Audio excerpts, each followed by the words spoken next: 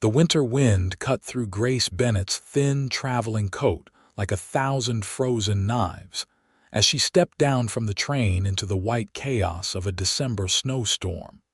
Her leather case heavy in her gloved hand, and her heart hammering with equal parts hope and terror. Portland, Oregon Territory, 1872. That's what the letter had said. That's where George Wilson was supposed to meet her, the man who had corresponded with her for 6 months, promising her a new life away from the suffocating propriety of Boston society and the shame of being a 22-year-old spinster with no prospects. But as Grace stood on the platform, snow gathering on her shoulders and bonnet, she saw no one. The other passengers hurried past her into the warm glow of the station house, leaving her alone in the gathering dusk. "Miss Bennett," a voice called from somewhere in the white curtain of falling snow.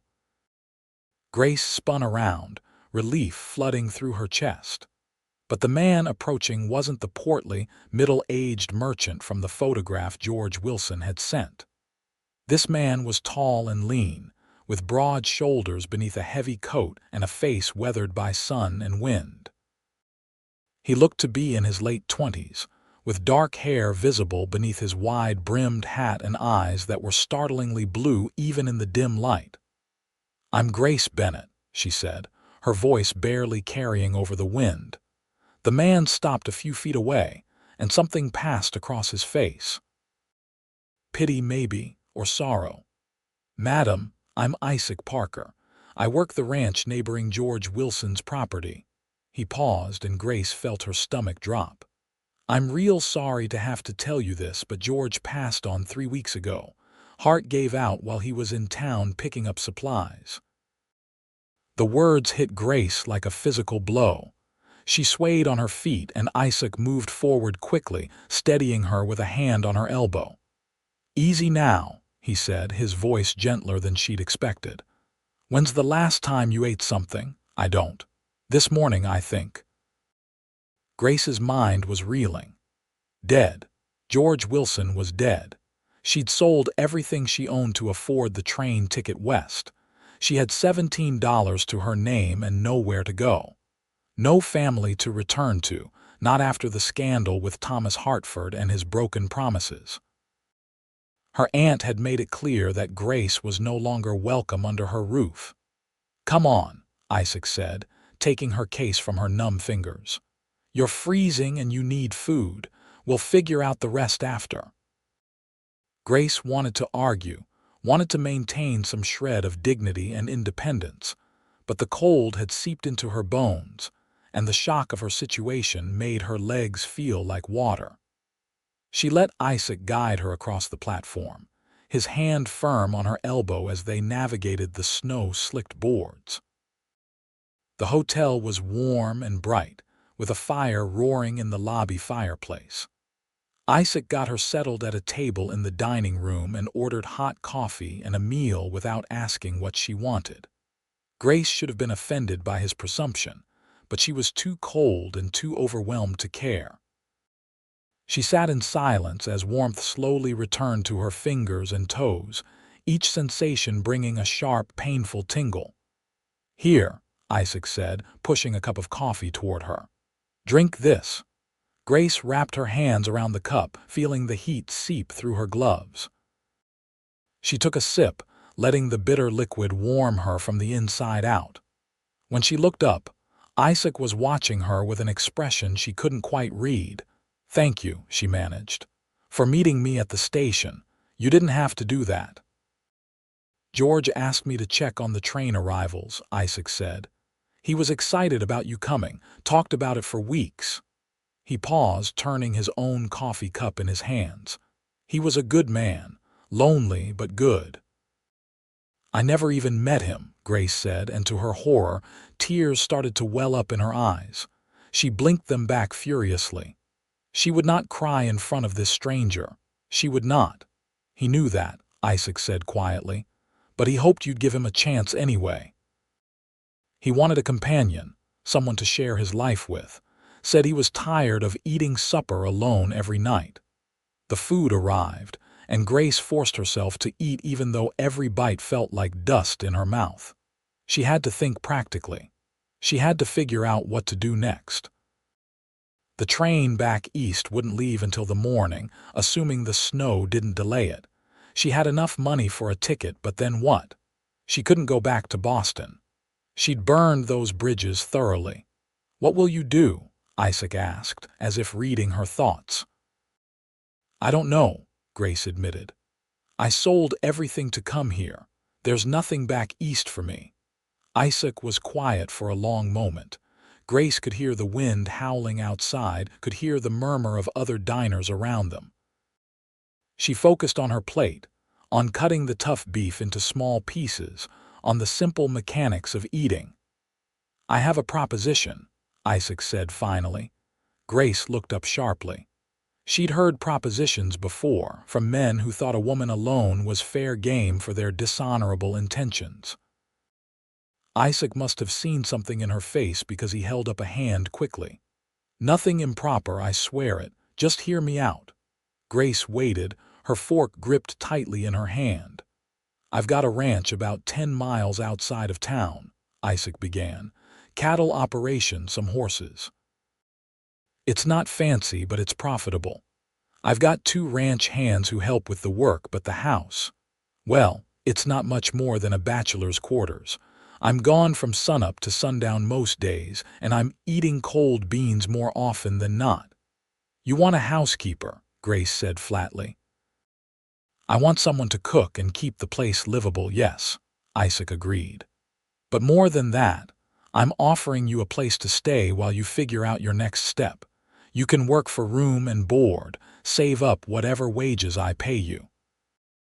When spring comes, if you want to head back east or try another town, you'll have the means to do it."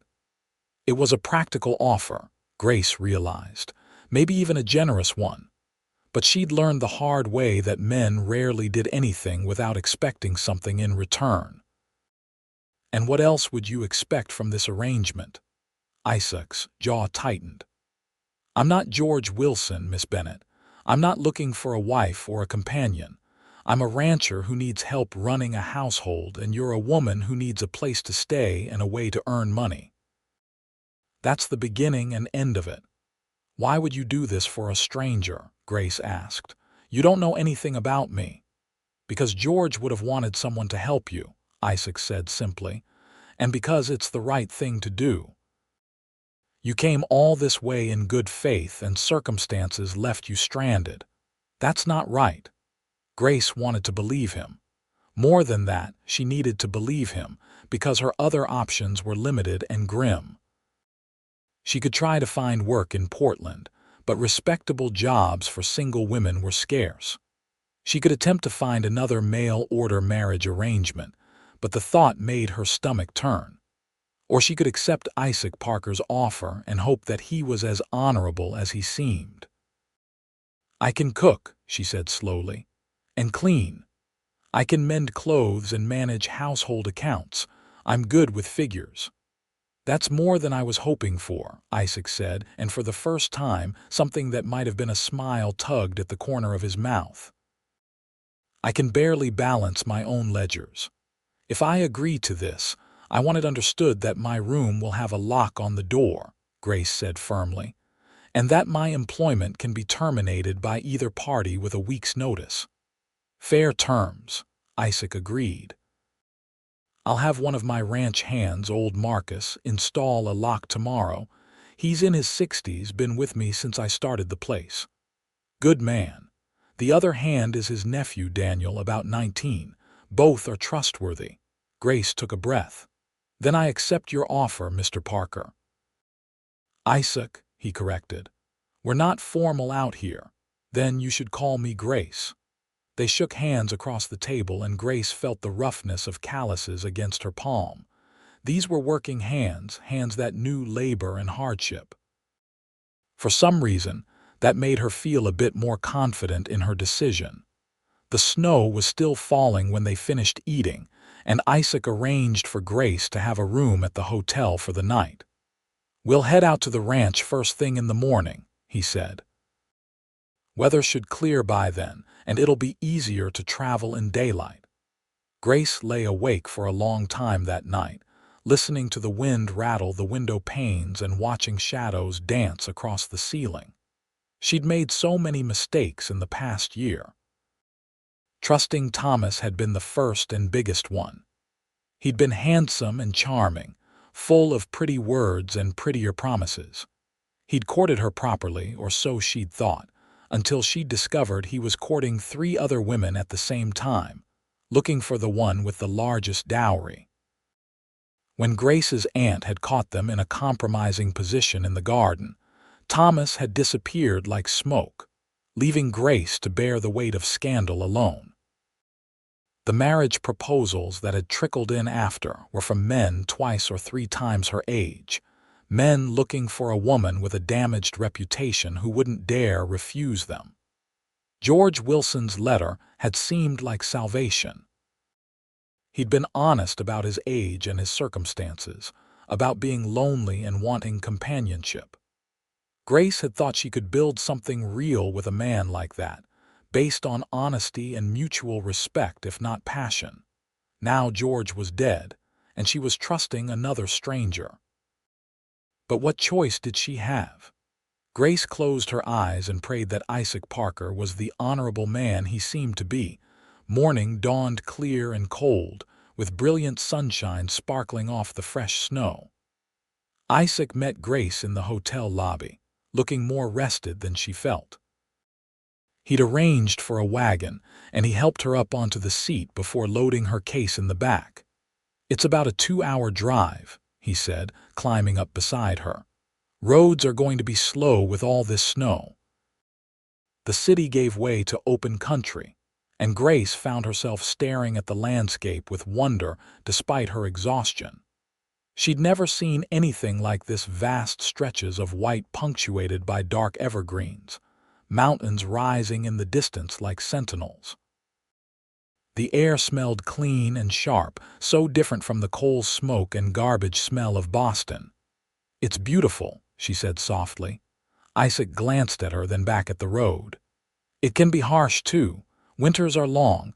You get snowed in sometimes for days at a stretch. It takes a certain kind of person to thrive out here." "Are you trying to discourage me?" Grace asked. "Just being honest. You should know what you're getting into."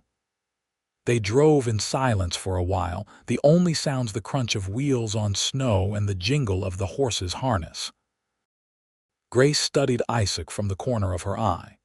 He sat easy on the wagon seat, hands loose on the reins, eyes scanning the horizon with the alertness of someone used to watching for danger.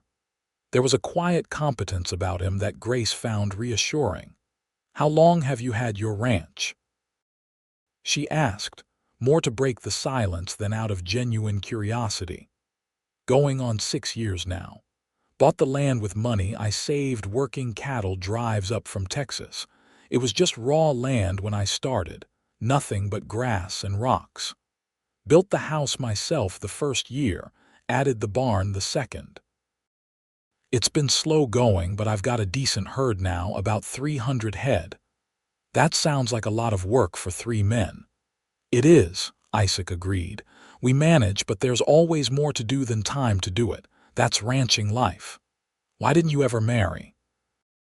Grace asked, then immediately regretted the personal question. "I'm sorry, that's none of my business." Isaac was quiet for so long that Grace thought he wasn't going to answer. Then he said, "I was engaged once. Girl named Sarah back in Texas. We were going to get married, move west together, build something. Then she got sick, fever. She died 3 days before the wedding." "I'm so sorry," Grace said, the words feeling inadequate. "It was a long time ago, 8 years now." Isaac's voice was carefully neutral. "After that, I just focused on building the ranch. Didn't seem right to ask another woman to share such a hard life with me." "But you corresponded with George about his mail-order bride arrangement," Grace said. "You must have thought it could work for him. George was different. He was settled, established. He could offer a woman comfort and security. I'm still building something from nothing. It's not the same. Grace wanted to argue that perhaps a woman might want to help build something, to be part of creating a life rather than just stepping into one already made. But she held her tongue. She was Isaac's employee, not his confidante. His personal life was none of her concern. The ranch appeared gradually, first as a distant smudge against the snow, then resolving into distinct structures as they drew closer. The house was smaller than Grace had expected, a single-story building made of weathered wood with a stone chimney. The barn was larger, flanked by several smaller outbuildings and a series of corrals. Cattle dotted the snowy fields, dark shapes against the white. "It's not much," Isaac said, something defensive in his tone, "but it's solid, keeps out the weather." "It's yours," Grace said. "That's something." Isaac gave her a sharp look as if surprised by her response, then guided the wagon up to the house. An older man emerged from the barn, limping slightly. He was weathered and grizzled, with a shock of white hair visible beneath his hat. "This is Marcus," Isaac said, helping Grace down from the wagon. "Marcus, this is Miss Grace Bennett. She'll be keeping house for us." Marcus touched his hat politely. "Madam, good to have a woman's touch around here. These bachelors have been living like savages." Despite everything, Grace felt her lips twitch toward a smile. "I'll do my best to civilize things." The inside of the house was as Spartan as Grace had feared. One large main room served as kitchen, dining area, and sitting room, with a stone fireplace dominating one wall. A rough wooden table and chairs stood near the kitchen area, which consisted of a cast iron stove, some shelves, and a dry sink. 2 doors led off the main room, presumably to bedrooms. "You can have this room," Isaac said, opening one of the doors. "It's got a bed and a bureau. I'll get Marcus to install that lock this afternoon." The room was small but clean, with a narrow bed covered by a worn quilt and a simple wooden bureau. A small window looked out toward the mountains. Grace set her case down and turned to find Isaac watching her from the doorway. "I know it's not what you're used to," he said. "You don't know what I'm used to," Grace replied. "But this is fine, thank you." Isaac nodded. "I'll let you settle in. Take your time looking around, figuring out where things are. We usually eat supper around 6. When he left, closing the door behind him, Grace sat down on the bed and let out a long breath. What had she gotten herself into? This rough ranch house in the middle of nowhere, with 3 men she didn't know, in a territory that was still more wilderness than civilization. But she'd made her choice, and Grace Bennett was nothing if not determined. She'd survived scandal and heartbreak. She could survive this. She unpacked her few belongings, hanging her 2 dresses in the small wardrobe and arranging her hairbrush and other personal items on the bureau. Then she ventured out into the main room to explore her new domain. The kitchen was better stocked than she'd expected. There were sacks of flour and cornmeal, jars of preserved vegetables, dried beans and rice, salt pork and bacon hanging from hooks. The stove was clean but clearly hadn't been used for anything more complicated than boiling coffee in a while. Grace rolled up her sleeves and got to work. By the time Isaac and Marcus came in for supper, the house smelled of fresh bread and stew. Grace had found potatoes in a storage bin outside, along with some wizened carrots and onions. Combined with salt pork and dried beans, she'd managed to create something that smelled considerably better than cold canned goods. "Lord above," Marcus said, stopping in the doorway and inhaling deeply. "Is that real food?" "Sit down," Grace said, feeling oddly pleased by his reaction. "Where's Daniel?" "Checking on some cattle in the far pasture," Isaac said. "He'll eat when he gets back." He paused, looking around the room. Grace had swept the floor, wiped down the table, and managed to impose some order on the chaos. "You didn't have to do all this today. I told you to rest." "I'm not accustomed to idleness," Grace said, setting bowls on the table. Besides, I needed to familiarize myself with the kitchen. They sat down to eat, and Grace watched as both men took their first bites. Marcus closed his eyes with an expression of near reverence. Isaac ate more slowly, but she saw something shift in his face. "This is good," Isaac said finally. "Really good, thank you." "It's just stew," Grace said, feeling heat rise to her cheeks. "It's a sight better than what we've been eating," Marcus said. "Miss Bennett, I think you might be an angel sent from heaven." Grace laughed despite herself. "I assure you I'm quite mortal, but I'm glad you're enjoying the meal." They ate in comfortable silence for a few minutes. Then Isaac said, "I should explain how things work around here. Marcus and Daniel bunk in the room above the barn. I'm in the other bedroom. You'll have privacy in yours. We're usually up by 5, out working by 6. We come in for the midday meal around noon, then again for supper. If you need anything from town, make a list and one of us will get it when we go in for supplies." "What about Sunday?" Grace asked. "We try not to work on Sunday unless there's an emergency. There's a church in town if you want to attend. I usually go once a month or so." "I'd like to go," Grace said. "If that's acceptable." "Of course. I'll take you this Sunday if the weather holds." The conversation drifted to ranch matters, with Isaac explaining to Marcus about some fencing that needed repair and cattle that needed to be moved to a different pasture. Grace cleaned up from the meal, washing dishes in the basin and heating water on the stove. It was domestic work, the kind of thing she'd done 1,000 times in her aunt's house, but somehow it felt different here. This wasn't about maintaining appearances or meeting someone else's exacting standards. This was practical, necessary work, and there was a satisfaction in that. Daniel arrived as Grace was finishing the dishes, a young man with Marcus's eyes and an eager, open face.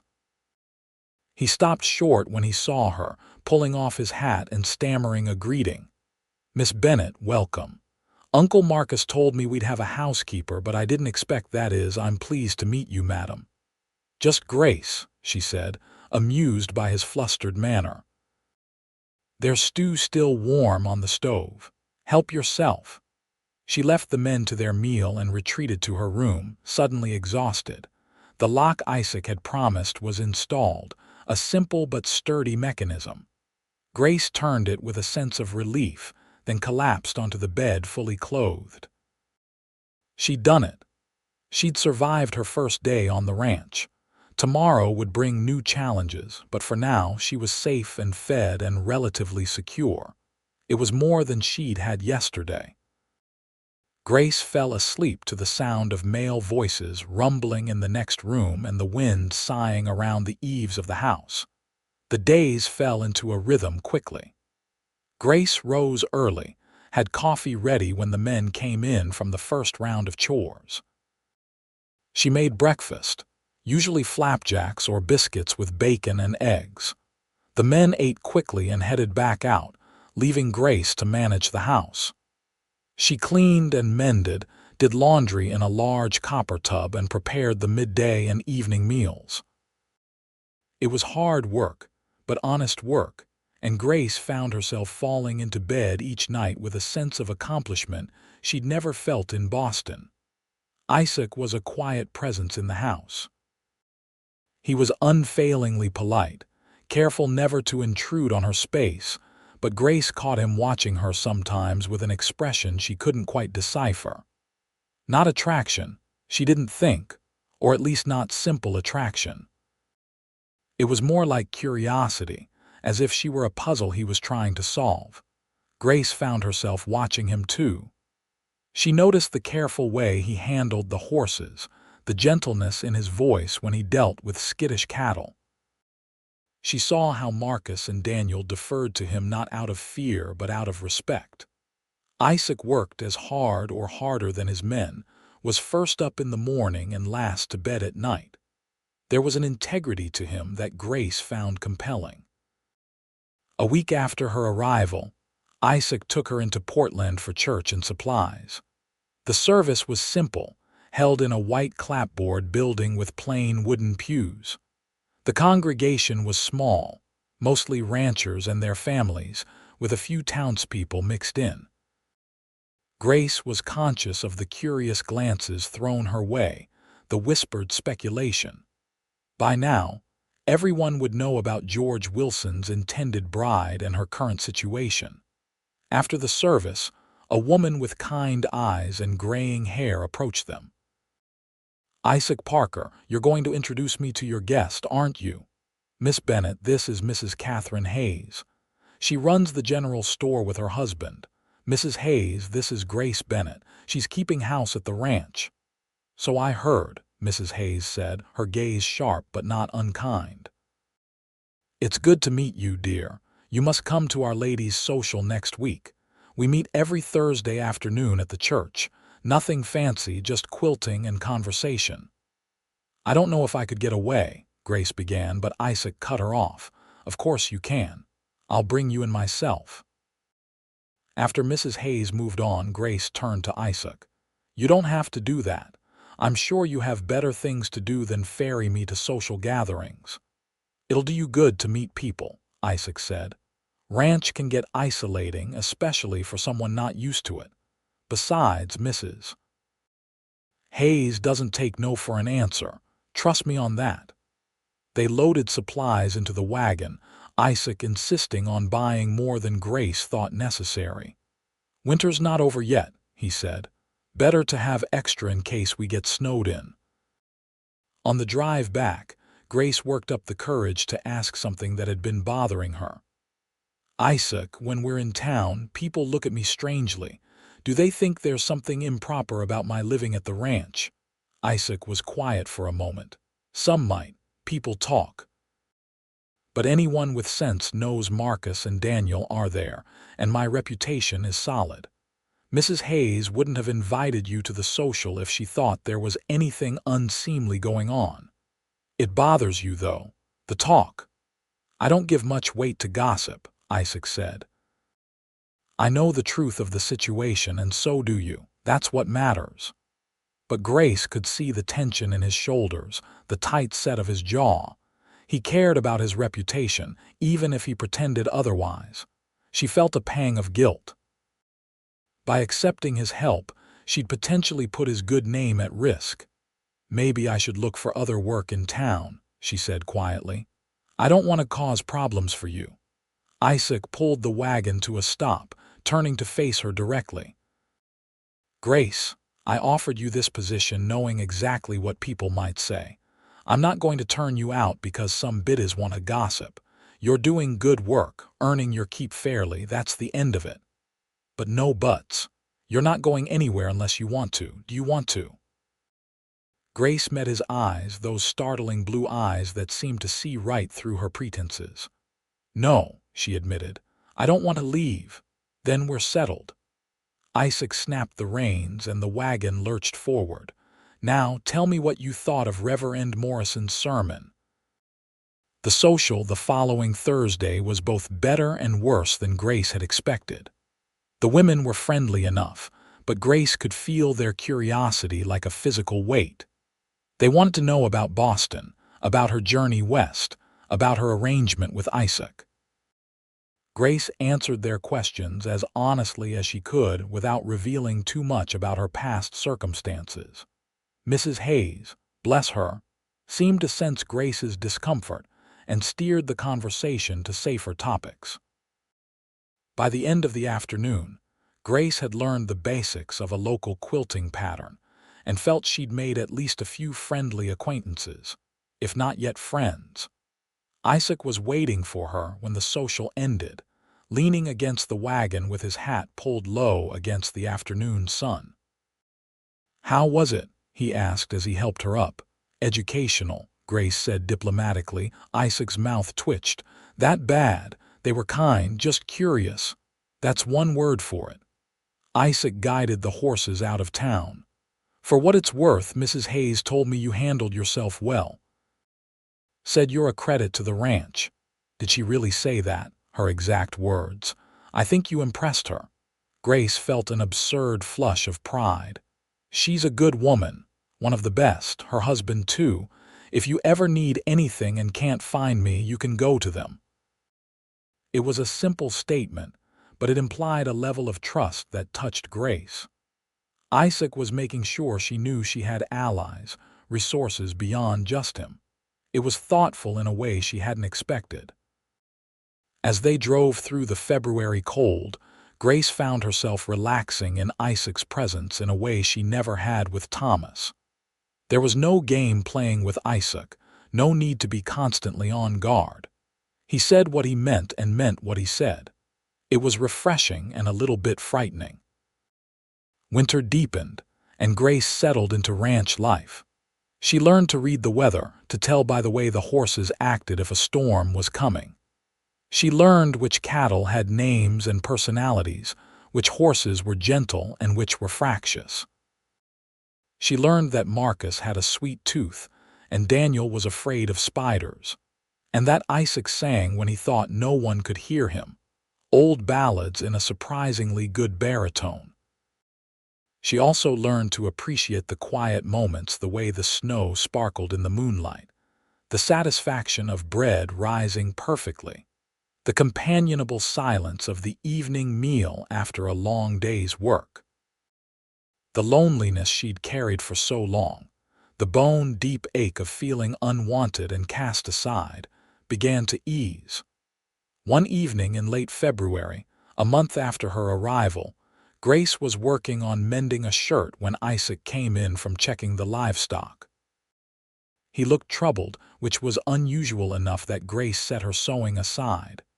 "Everything all right?" she asked. Isaac hung up his coat slowly, then turned to face her. "I got word today that George Wilson's lawyer has been looking for you. Apparently, there's something about his will." Grace's stomach tightened. "His will? But we were never married. I have no claim on anything."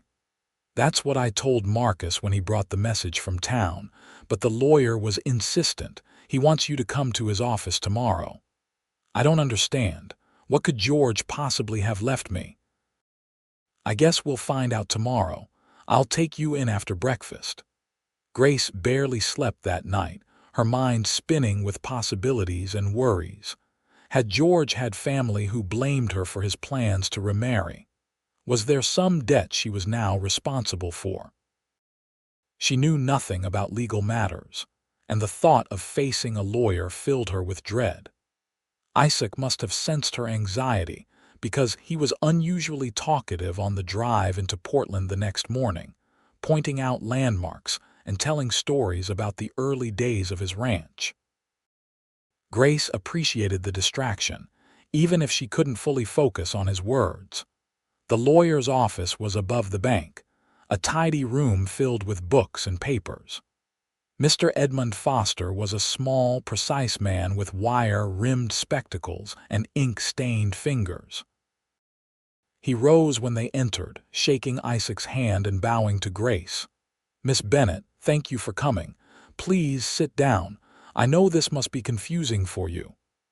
"I don't understand why I'm here," Grace said, taking the offered chair. Isaac stood behind her, a solid presence. "Mr. Wilson and I never even met. I have no claim on his estate." "Actually, you do," Mr. Foster said, shuffling through papers on his desk. "Mr. Wilson made a new will shortly before his death. In it, he left you his house and $5,000. Grace felt the blood drain from her face. "What? That's impossible. Why would he do that?" "Because he felt responsible for your situation," Mr. Foster said gently. "He knew you'd given up everything to come west to marry him.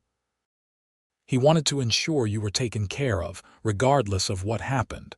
The will is very clear. The house and money are yours." $5,000, Grace repeated faintly. It was a fortune, more money than she'd ever imagined having. "The house is modest but in good repair. It's about 5 miles from town, with 10 acres of land. Mr. Wilson lived frugally and saved well. His remaining assets go to a nephew in California, but he specifically set aside the house and that sum for you." Grace didn't know what to say. She felt Isaac's hand on her shoulder, warm and steadying. "When can she take possession?" Isaac asked. "Immediately, if she wishes. I have the deed here ready to transfer. The money is in the bank, earning interest." "I need to think," Grace said, her voice sounding strange to her own ears. "This is all so sudden." "Of course. Take all the time you need. But the property is yours, Miss Bennett. Mr. Wilson was very specific about that." They left the office in silence. Isaac guided Grace to the hotel restaurant and ordered coffee without asking if she wanted it. Grace sat staring at the deed in her hands. The official-looking paper that said she owned land, owned property, was a woman of means. "You're going to leave," Isaac said finally, his voice carefully neutral. Grace looked up, startled. "What? You have money now, property. You don't need to work as a housekeeper anymore. You can hire help, live comfortably." "I hadn't even thought that far ahead," Grace said honestly. "I'm still trying to process all this." Isaac was quiet, turning his coffee cup in his hands. Grace studied his face, trying to read his expression. Was that disappointment she saw, or just acceptance? "What would you do if you were me?" she asked. Isaac looked up, surprise flickering across his face. "That's not a fair question." "Why not?" "Because what I want you to do and what you should do might not be the same thing." "Tell me anyway." Isaac was quiet for a long moment, then he said, "I'd want you to stay at the ranch, but that's selfish. You've got security now, independence. You could build whatever life you want. You're not beholden to anyone." "What if I don't want to leave?" Grace asked softly. Isaac's eyes met hers and something passed between them, something electric and frightening and exhilarating all at once. "Then stay," he said, his voice rough. "God knows I want you to stay." Grace felt her heart hammering in her chest. When had Isaac Parker stopped being just her employer? When had she started looking forward to his presence, to the sound of his voice, to the rare smile that transformed his serious face? When had she started to care what he thought, what he wanted, what he felt? "I need time to think," she said, looking away from the intensity in his eyes. "This is all too much." "Take all the time you need," Isaac said. "I'm not going anywhere." They drove back to the ranch in silence, but it was a different silence than before, charged, full of unspoken things. When they arrived, Isaac helped Grace down from the wagon, his hands lingering on her waist for just a moment longer than necessary. "Grace," he said, then stopped. "Never mind, go on in. I've got work to do." Grace watched him walk away, his shoulders set in that familiar straight line. She touched her lips, surprised to find them trembling. She went to the house and made supper mechanically, her mind far away. Marcus and Daniel sensed something had happened and kept the conversation light over the meal. Isaac was quiet, eating quickly and excusing himself as soon as he was finished. That night, Grace sat in her room, the deed to George Wilson's property on the bureau beside her. She could leave. She could set up her own household, hire help, maybe even find a respectable position in town. She'd be independent, beholden to no one. It was what she'd thought. She wanted security and autonomy, but the thought of leaving the ranch, of not seeing Isaac every day, made her chest ache in a way she couldn't fully explain. She'd grown to love the rhythm of ranch life, the satisfaction of hard work, the beauty of the surrounding landscape. More than that, she'd grown to care for the people here. Marcus with his dry humor, Daniel with his eager helpfulness, and Isaac. Isaac was different. The feelings he stirred in her were nothing like what she'd felt for Thomas. Thomas had been excitement and flattery, pretty words and stolen kisses. This was deeper, steadier.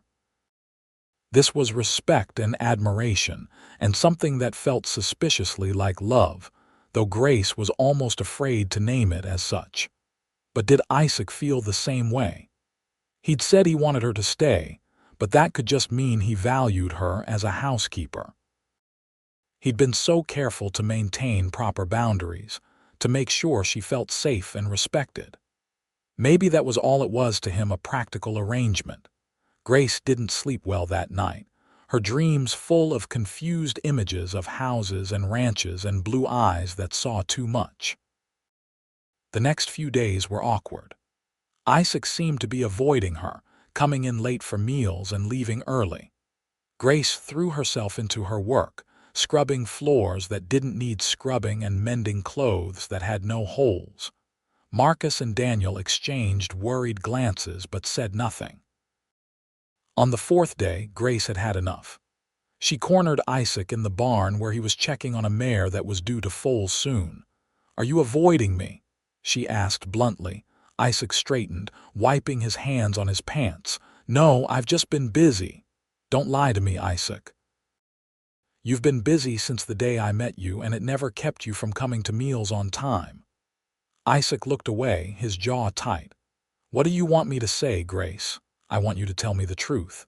Are you upset about the inheritance?" "No. Jesus, no." Isaac ran a hand through his hair, making it stand up wildly. "I'm happy for you. You deserve security and independence." "Then what's wrong?" Isaac was quiet for so long that Grace thought he wasn't going to answer.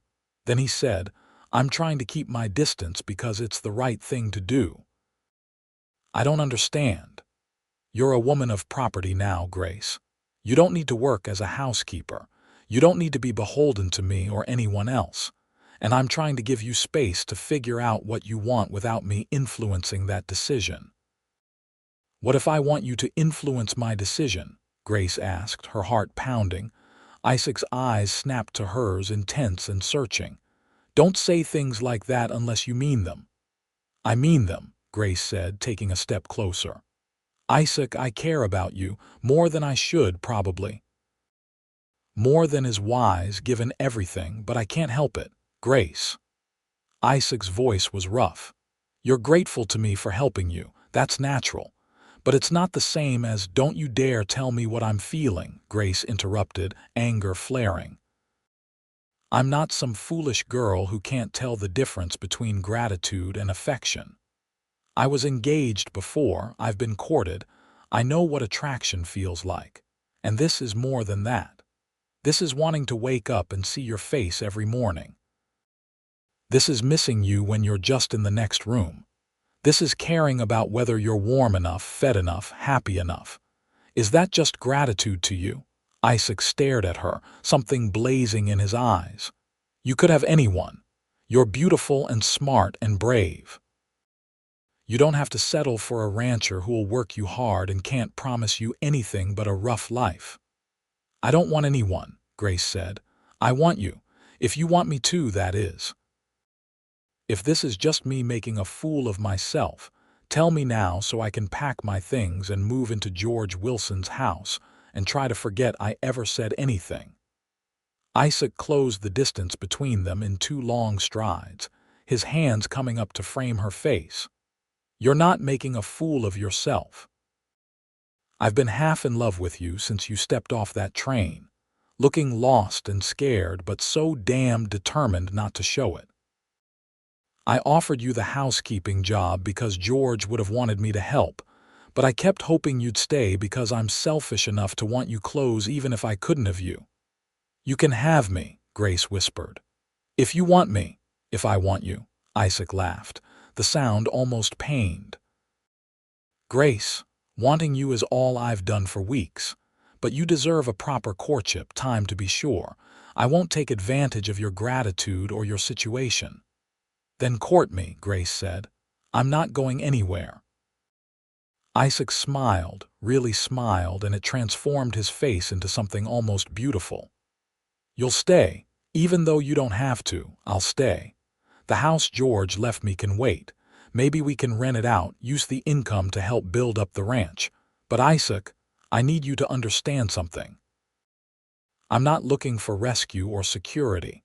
I'm choosing this. I'm choosing you. You'll never be lonely again," Isaac said, his thumb brushing her cheek. "I promise you that, As long as I'm breathing, you'll never be alone." Then he was kissing her, soft at first, then deeper as Grace wrapped her arms around his neck and kissed him back with all the pent-up longing of the past weeks. He tasted like coffee and snow, and his arms around her were strong and sure. When they finally broke apart, both breathing hard, Grace saw Marcus and Daniel standing in the barn doorway, grinning like fools. "About time," Marcus said. "Daniel, you owe me $5.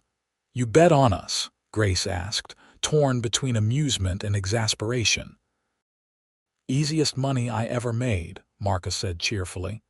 "Everyone with eyes could see you two were sweet on each other." "Get back to work," Isaac said, but there was no heat in it. He looked happier than Grace had ever seen him. Over the next weeks, Isaac courted Grace properly, or as properly as ranch life allowed. He brought her wildflowers when he came in from riding the far pastures. He taught her to ride, his hands gentle on hers as he showed her how to hold the reins. They took walks in the evening after supper, talking about everything and nothing, sharing stories of their pasts and dreams for the future. Grace learned about Sarah, the girl Isaac had loved and lost. She learned about his childhood in Texas, growing up on his father's small farm. She learned about the cattle drive that had killed his father and left Isaac with enough money to start over somewhere new. In turn, Grace told Isaac about her aunt's cold propriety, about Thomas Hartford's betrayal, about the shame and ostracism that had driven her west. Isaac listened without judgment, his hand holding hers tight. "He was a fool," Isaac said when she finished.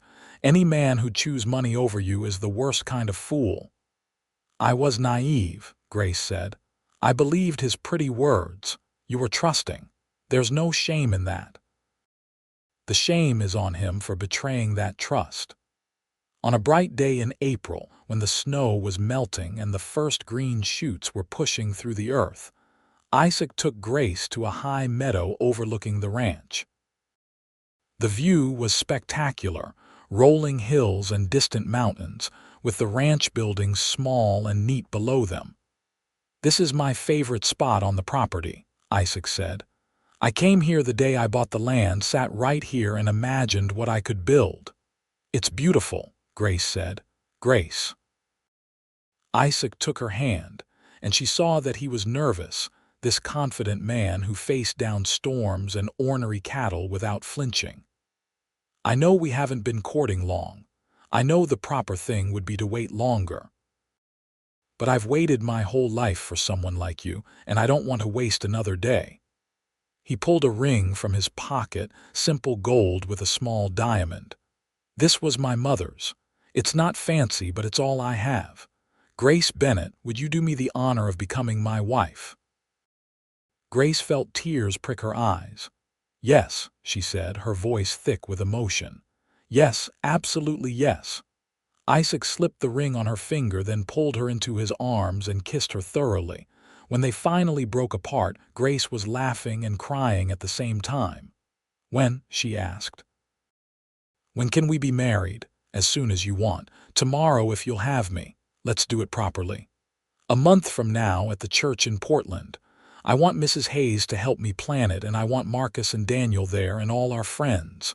"A month," Isaac agreed. "I can wait a month." "Barely." They rode back to the ranch holding hands, and when they announced their engagement at supper, Marcus whooped and Daniel stammered his congratulations, and the celebration went late into the night. The next month was a whirlwind of preparation. Mrs. Hayes took Grace under her wing, helping her order fabric for a dress and plan a simple but elegant reception at the church hall. The women from the social circle threw Grace a party, and she felt herself becoming part of the community in a way she'd never quite managed in Boston. Isaac was building an addition onto the house, 2 more rooms that would give them more space for a growing family. He worked late into the evenings, and Grace would bring him coffee and watch him work, marveling at the skill in his hands. "You're beautiful," he said one evening, catching her watching him. "I'm dusty and tired," Grace protested. "You're beautiful," Isaac repeated, setting down his hammer and pulling her close. "And you're mine. I still can't quite believe it." "Believe it," Grace said, kissing him softly. "I'm not going anywhere." The wedding day dawned clear and warm, a perfect May morning. Grace dressed in her new gown, a simple white dress with lace at the collar and cuffs.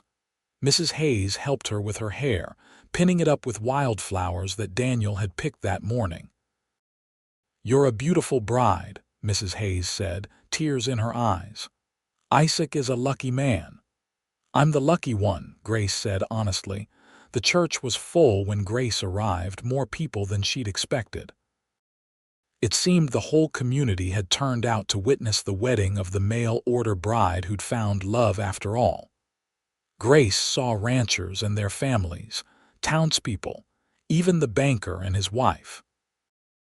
And at the front, standing tall and handsome in his best suit, was Isaac, looking at her like she was the answer to every prayer he'd ever prayed. Marcus walked Grace down the aisle, his old face beaming with pride. When he placed her hand in Isaac's, he whispered, "Take care of her, son." "With my life," Isaac promised. The ceremony was simple and heartfelt. Reverend Morrison spoke about love and commitment, about the courage it took to build a life together in a hard land. When Isaac said his vows, his voice was steady and sure. "I promise to love you, protect you, and stand by your side through whatever comes. I promise to build a home with you, a life with you, to never let you face the storms alone. You'll never be lonely again, Grace. I swear it." Grace's own vows were tearful but clear. "I promise to love you with everything I am. To work beside you, support you, and build something real and lasting with you. I choose you, Isaac, today and every day for the rest of our lives." When Reverend Morrison pronounced them man and wife, Isaac kissed Grace with such tenderness that she felt her heart might burst. The congregation erupted in applause and cheers. The reception was joyful and loud, with dancing and music and more food than the whole community could eat. Grace danced with Isaac, with Marcus, with Daniel, with nearly every man there. She laughed until her sides hurt and ate cake until she thought she might be sick. As the sun set, Isaac took her hand and led her outside, away from the noise and celebration. They stood together under the stars, Grace in her wedding dress and Isaac in his suit, and looked up at the vast Oregon sky. "Happy?" Isaac asked. "Happier than I ever thought possible," Grace said honestly. "When I stepped off that train into the snowstorm, I thought my life was over. I thought I'd made a terrible mistake. And now I know it was exactly where I needed to be. That snowstorm brought me to you."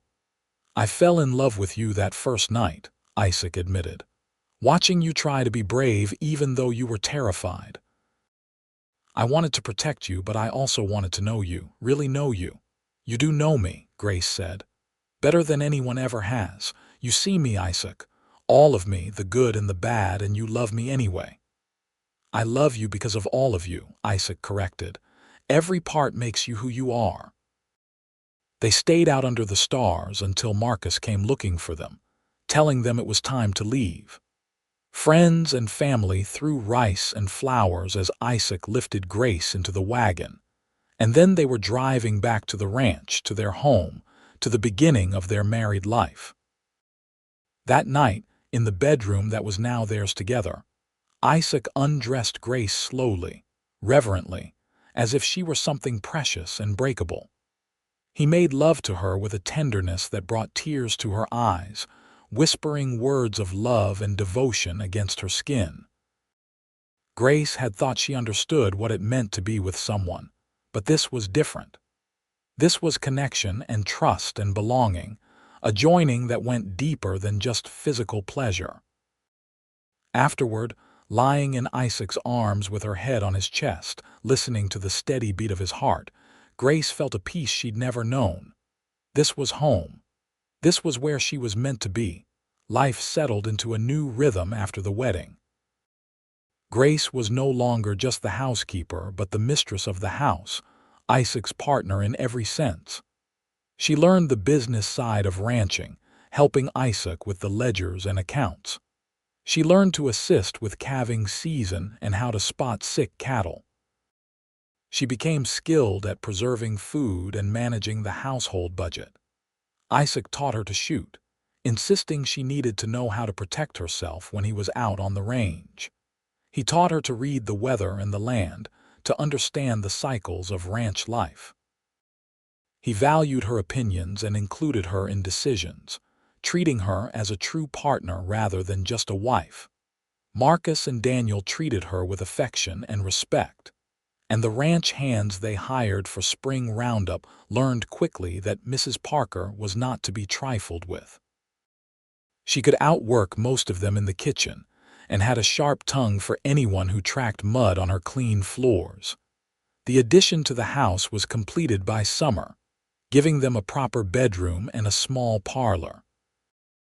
Grace hung curtains and arranged furniture, making the rough ranch house into a real home. She planted a garden, vegetables and flowers both, and took pride in watching things grow under her care. George Wilson's house was rented to a family moving in from the east, providing steady income that Isaac put toward expanding the cattle operation. Grace wrote occasional letters to her aunt in Boston, polite missives that mentioned her marriage and her new life, but revealed little of her true feelings. Her aunt's responses were infrequent and cool, but Grace found she didn't care much anymore. Her real family was here: Isaac, Marcus, Daniel, Mrs. Hayes, and the other women who'd welcomed her into the community. In September, Grace realized she was pregnant. She waited to tell Isaac until she was sure, then surprised him one evening after supper by placing his hand on her still flat belly. "There's a baby," she said simply, "our baby." Isaac's face went through a series of emotions: shock, joy, fear, and then pure elation. He pulled Grace into his arms, holding her so tight she could barely breathe. "A baby," he repeated, his voice thick. "Grace, we're having a baby." "Are you happy?" Grace asked, even though she could feel the answer in the way he held her. "Happy doesn't begin to cover it," Isaac said. Terrified, excited, grateful. "Grace, you've given me everything. A home, a real home, love, and now this." The pregnancy was relatively easy, though Grace suffered from morning sickness in the early months. Isaac was attentive to the point of being annoying, trying to keep her from doing any heavy work. Grace finally had to sit him down and explain that she was pregnant, not ill, and she needed to stay active. "I don't want anything to happen to you," Isaac said, his fear clear in his eyes. "Nothing's going to happen to me," Grace assured him, though she knew he was thinking of Sarah, of loss and grief. "I'm strong and healthy, and Mrs. Hayes has already promised to attend the birth. Women have been having babies since the beginning of time, Isaac. We're good at it." Still, Isaac worried. He worried when Grace rode horses, when she lifted heavy pots, when she worked in the garden. His worry was both touching and exasperating. Grace bore it with as much patience as she could muster, knowing it came from love. Winter came again, and Grace watched the snow fall from the warmth of the house, marveling at how much her life had changed in a single year. Last winter she'd been desperate and alone, stepping off a train into uncertainty. Now she was loved, secure, and carrying a child. The transformation felt almost miraculous. The baby came in April, a month after their first anniversary. Labor started in the evening, and Isaac sent Daniel racing to town to fetch Mrs. Hayes while he paced the kitchen like a caged animal. Marcus kept him company, telling stories of his own children's births to distract him. Mrs. Hayes arrived with 2 other women from town, experienced mothers who knew what to do. They shooed the men out of the house, and Grace was left in the capable hands of women who'd done this before. The labor was long and hard, harder than Grace had expected. There were moments when she thought she couldn't do it, when the pain seemed too much to bear. But Mrs. Hayes held her hand and spoke encouragingly, and Grace found strength she didn't know she had. Just after dawn, as the sun was painting the sky pink and gold, Grace's son was born. He came into the world screaming his displeasure, healthy and strong. Mrs. Hayes cleaned him up and placed him in Grace's arms, and Grace felt her heart expand in a way she hadn't known was possible. "He's perfect," she whispered, touching the baby's tiny fingers, his soft dark hair. "He is," Mrs. Hayes agreed. "Now let's get you cleaned up so you can introduce him to his father. I think that man's worn a path in the porch boards with his pacing." Isaac was indeed pacing when Mrs. Hayes opened the door and beckoned him in. He took one look at Grace holding the baby and his eyes filled with tears. "A boy," Grace said softly. "A healthy boy." Isaac crossed to the bed and sat carefully on the edge, his eyes locked on the small bundle in Grace's arms. "He's so tiny," he said, his voice full of wonder. "You want to hold him?" Isaac took his son with the careful reverence of someone holding something infinitely precious. The baby stopped fussing and opened his eyes, dark blue like his father's. Isaac made a choked sound, half laugh and half sob. "Hello, son," he said softly. "Welcome to the world." Grace watched her husband hold their child and felt a completeness she'd never imagined possible. This was her family. This was her home. This was the life she'd chosen and built, so different from anything she'd expected but more real and fulfilling than her old dreams had ever been. "What should we name him?" Isaac asked, not taking his eyes off the baby. "I was thinking William," Grace said. "After your father." Isaac looked up, surprise and emotion clear on his face. "You do that. He should know where he came from, who he's named for. Your father built something from nothing, just like you have. It seems fitting." "William Isaac Parker," Isaac said, trying out the name. "It's good, it's perfect." He carefully handed the baby back to Grace, then leaned down to kiss her forehead. "Thank you for him, for everything. You've made me happier than I ever thought I could be." "We made him together," Grace said, smiling up at her husband. "And we'll raise him together, teach him together." "This is just the beginning, Isaac." William was a good baby, healthy and strong, with his father's eyes and his mother's stubborn determination. Grace had help from the community, with women stopping by to check on her and bring food. Marcus carved wooden toys for the baby, and Daniel was always willing to walk with William when he was fussy. Isaac was a devoted father, coming in from work to hold his son, singing the same old ballads Grace had heard him sing in the barn. He made sure Grace had time to rest, taking William in the evenings so she could have a moment to herself. The ranch continued to prosper. Isaac's reputation as a fair dealer and skilled rancher grew, and he was able to hire more permanent help. Marcus officially retired from heavy labor, though he still puttered around the place giving advice and spoiling young William. Daniel took on more responsibility, proving himself a capable foreman. Grace expanded her garden, selling eggs and vegetables in town for extra income. She joined the Church Ladies' Aid Society and became known for her charitable work. She never forgot what it felt like to be alone and desperate, and she made sure to help other women who found themselves in difficult circumstances. 2 years after William's birth, Grace had a daughter. Emma Catherine was born in the autumn, a beautiful baby with Grace's dark hair and a disposition as sunny as a summer day. William was fascinated by his baby sister, wanting to help with everything. Isaac doted on his daughter, and Grace teased him about being wrapped around Emma's tiny finger. Life wasn't always easy.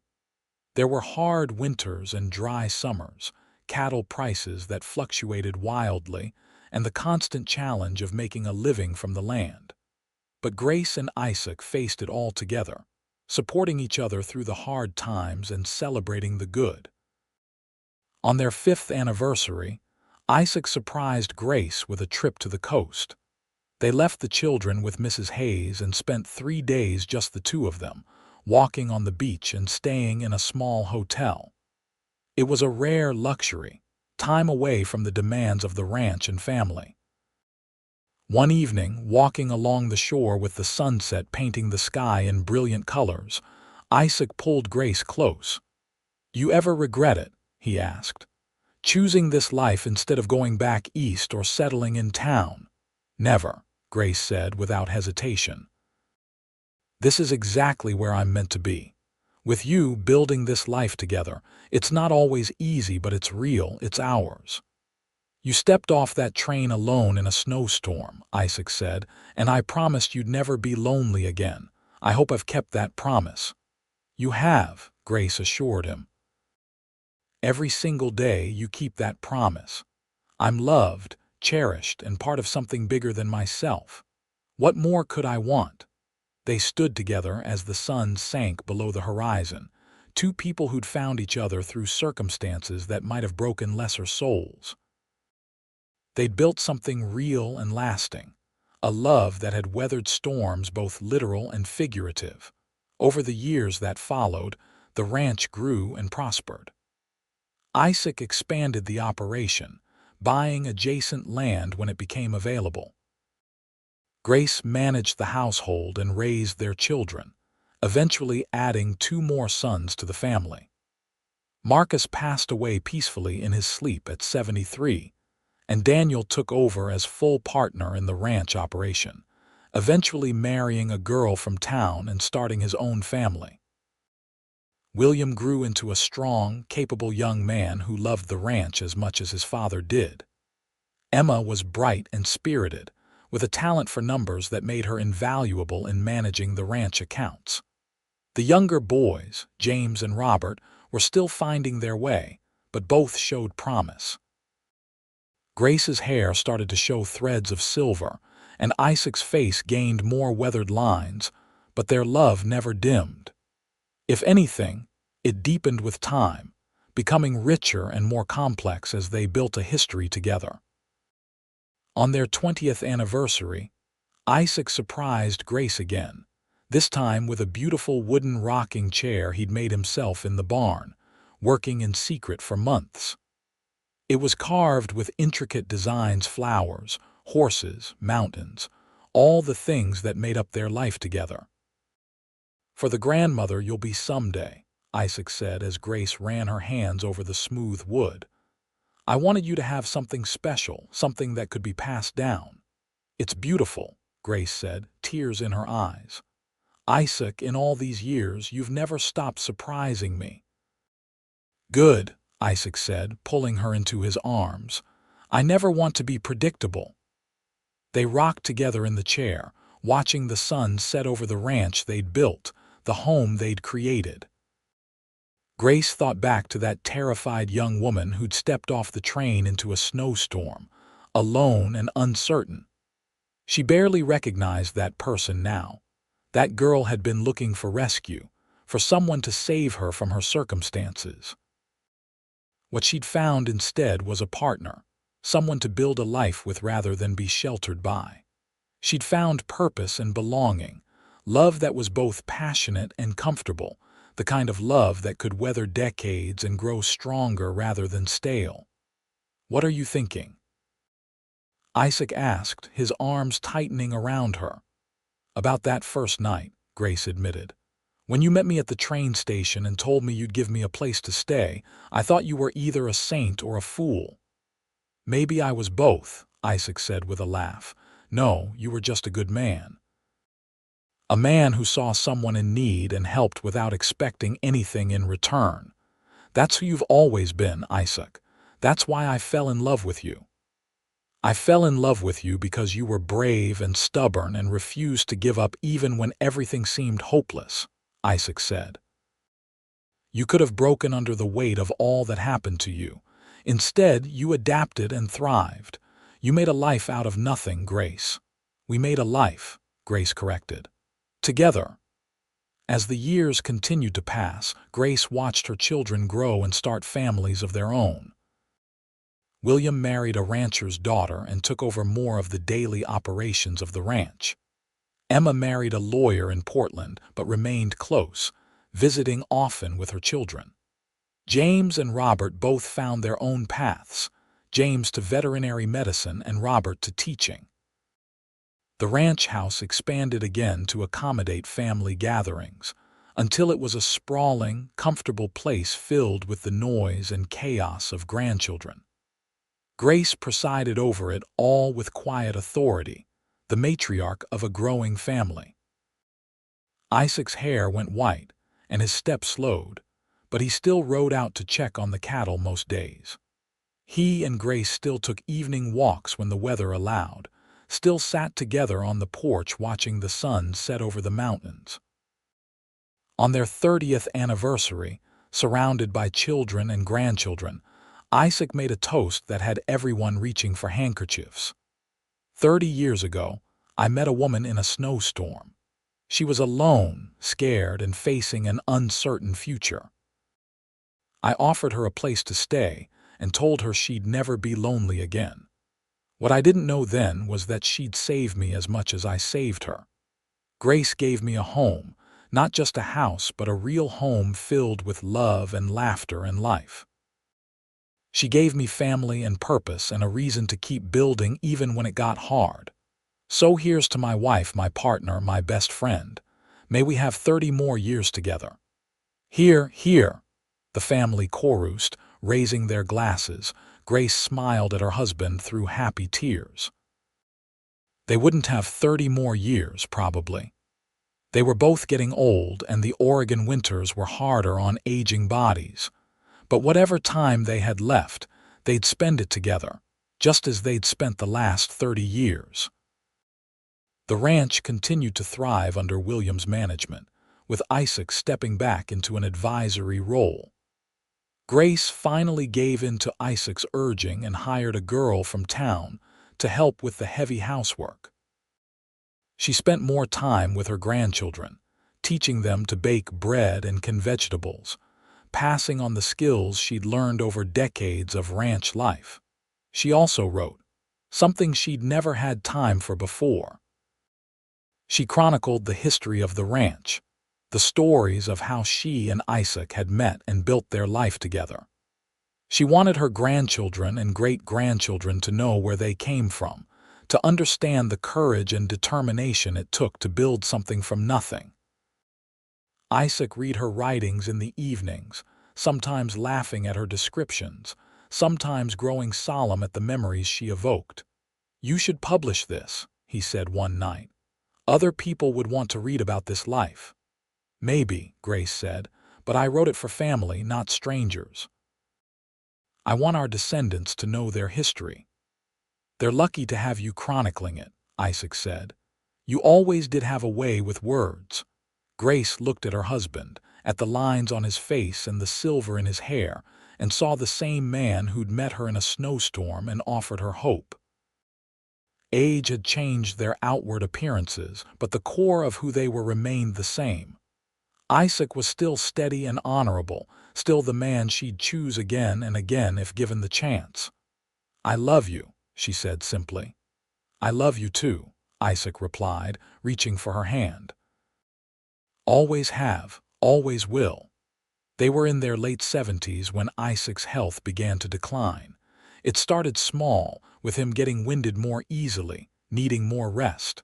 But gradually it became clear that his heart was failing. The doctor in Portland was honest, there wasn't much to be done. Isaac's heart had served him well for a long life, but it was simply wearing out. Isaac faced his mortality with the same quiet courage he'd faced everything else. He made sure all his affairs were in order, that the ranch would pass smoothly to William, that Grace would be provided for. He spent time with each of his children and grandchildren, passing on wisdom and memories. Grace refused to leave his side.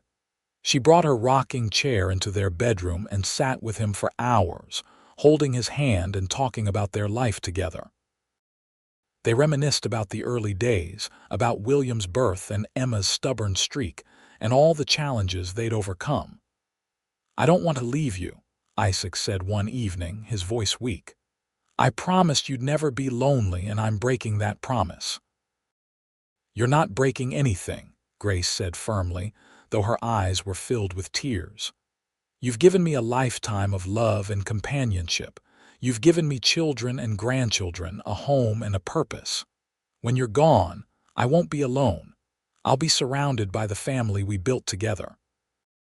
"That's your legacy, Isaac. That's what you're leaving behind." "You'll be all right?" Isaac asked, his eyes searching hers.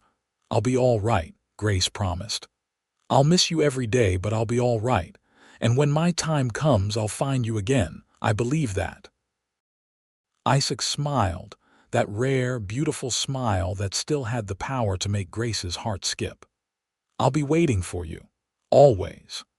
Isaac Parker died peacefully 2 days later, with Grace holding his hand and their children gathered around the bed. He slipped away quietly, without pain or fear, and Grace felt a piece of her heart go with him. The funeral was attended by what seemed like half of Oregon Territory. Isaac had been respected and liked, a man who'd built a successful ranch through hard work and integrity. Ranchers and townspeople alike came to pay their respects, sharing stories of Isaac's kindness and fairness. Grace bore it all with quiet dignity, accepting condolences and support from her vast network of friends and family. But at night, alone in the bed she'd shared with Isaac for so many years, she wept for the loss of her partner, her love, her best friend. The grief was overwhelming at first, a physical ache that made everything feel hollow and wrong. But Grace had faced hardship before, and she'd learned that the only way through pain was straight ahead. She kept busy, helping William with the ranch accounts, spending time with her grandchildren, working on her writings. Slowly, the sharp edge of grief dulled into something she could live with. She would never stop missing Isaac, but she learned to find joy again in small things: a grandchild's laugh, a beautiful sunset, the satisfaction of a well-made pie. Grace lived another 10 years after Isaac's death, remaining active and engaged with her family and community. She saw great-grandchildren born, watched her children's children grow and start their own families. The ranch continued to prosper, expanding with the times while staying true to the values Isaac had instilled. On a clear spring day, exactly 60 years after she'd stepped off the train into a snowstorm, Grace sat in her rocking chair on the porch, surrounded by family.